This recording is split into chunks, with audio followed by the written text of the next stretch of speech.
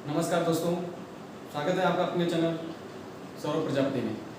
तो आज मैं जिस विषय पे बात करने जा रहा हूँ वो है, क्या बीजेपी बंगाल इलेक्शन वाकई हार गई या बीजेपी बंगाल इलेक्शन हार कर भी जीत गई। अगर आपको इस विषय पे पता करना है तो उसके लिए आपको जो 2016 में जो विधानसभा के इलेक्शन बंगाल में हुए थे और जो 2021 में हुए उनके जो परिणाम हैं उनको आपको कंपेयर करना पड़ेगा। तो 2016 में जो इलेक्शन हुए उसमें बीजेपी का जो वोट प्रतिशत था मात्र वो था 10%। और बीजेपी ने जो सीटें जीती थी वो 3 विधानसभा सीटें जीती थी। अब बात करें 2021 इलेक्शन की।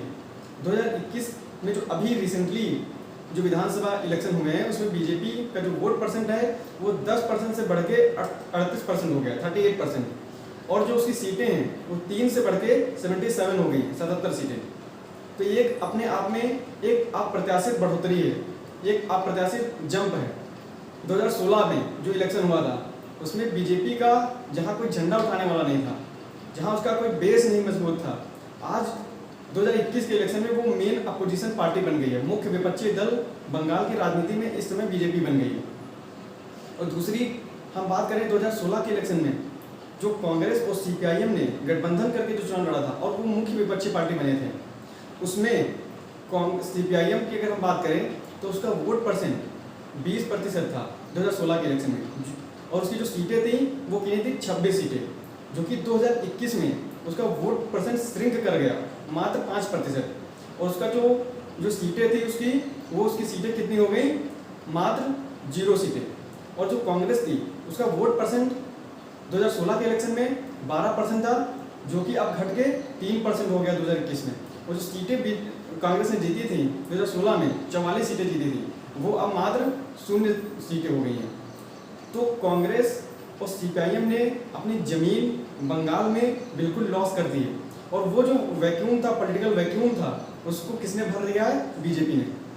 मतलब जो कांग्रेस और सीपीआईएम की जगह थी उसको बीजेपी ने ऑक्यूपाई कर लिया है।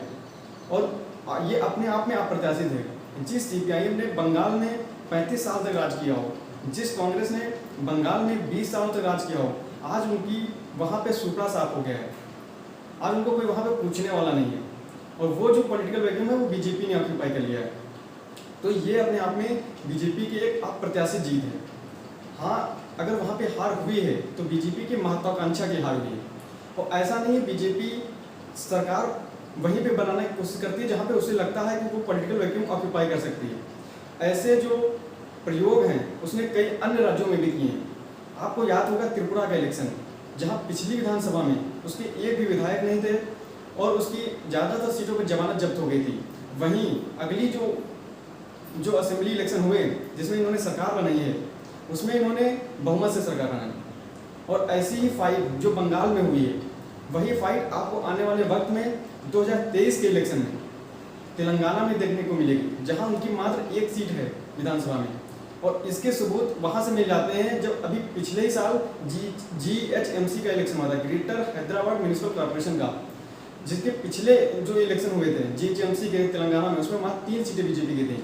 और जो अभी रिसेंटली पिछले साल हुए उसमें भाजपा ने 48 सीटें जीतकर दूसरे नंबर की पार्टी बन गई।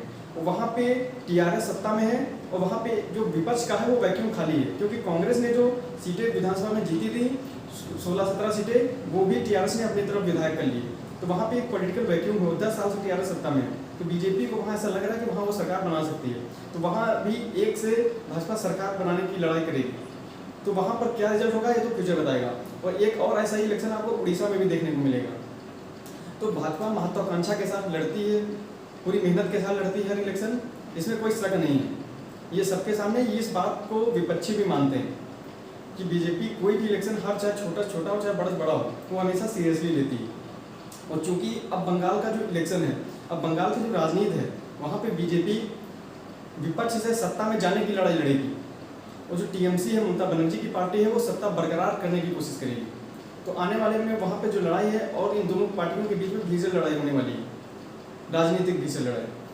तो हम कह सकते हैं कि वहाँ पे जो बीजेपी की इस बार जो हार का एक प्रमुख कारण रहा वो ये रहा, बंगाली अस्मिता। मतलब वहाँ पे थोड़ा क्षेत्रवाद है, बंगाल के लोग थोड़ा जो बदलाव में हमेशा समय लेते हैं। और लेकिन वहाँ का एक इतिहास रहा है, पॉलिटिकल इतिहास, कि जो भी पार्टी अपोजिशन में आई है उसको उन्होंने सत्ता में मौका जरूर दिया है। तो ये अब बीजेपी के लिए आने वाले वक्त में गोल्डन चांस है। और बीजेपी की सबसे बड़ी कमी वहाँ ये खली कि बीजेपी के पास अपना कोई स्थानीय लोकप्रिय चेहरा नहीं था। वो भी बीजेपी को मिल गया है शुभेंदु अधिकारी के रूप में, जिन्होंने नंदीग्राम में ममता बनर्जी जी को 1500 वोट के मार्जिन से लगभग हराया है। तो हम कह सकते हैं कि आने वाली लड़ाई जो होगी वो ममता बनर्जी और शुभेंदु अधिकारी के रूप में हो सकती है। तो ये भी हो सकता है कि बीजेपी अगले इलेक्शंस में शुभेंदु अधिकारी को एज ए सीएम कैंडिडेट भी घोषित करे। तो आगे क्या होगा 2026 के इलेक्शन में, ये आने वाला वक्त बताएगा। लेकिन हम ये जरूर कह सकते हैं कि जो 2021 का जो इलेक्शन हुआ उसका कंक्लूजन इतना निकलता है कि जो ममता बनर्जी जी की जीत है वो भी अप्रत्याशित है, लेकिन बीजेपी की भी परफॉर्मेंस अप्रत्याशित है। और अब आगे कौन अच्छा करेगा, कौन सत्ता में आएगा, कौन सत्ता गंवाएगा, ये किस फाइट के साथ किस तरीके से बीजेपी लड़ेगी, क्योंकि बीजेपी जाने नहीं देने वाली है बंगाल को, वो वहाँ की फाइट जरूर करेगी सत्ता के लिए। तो आने वाले वक्त में क्या होगा वो आगे पता चलेगा 2026 के इलेक्शन में। और 2024 का भी इलेक्शन वहाँ मज़ेदार होने वाला है, जो कि लोकसभा का इलेक्शन होगा। तो ये हम कह सकते हैं कि बीजेपी ने एक अच्छी लड़ाई लड़ी है और आगे भी वो अच्छी लड़ाई लड़ सकती है। तब तक के लिए धन्यवाद। जय हिंद, जय भारत।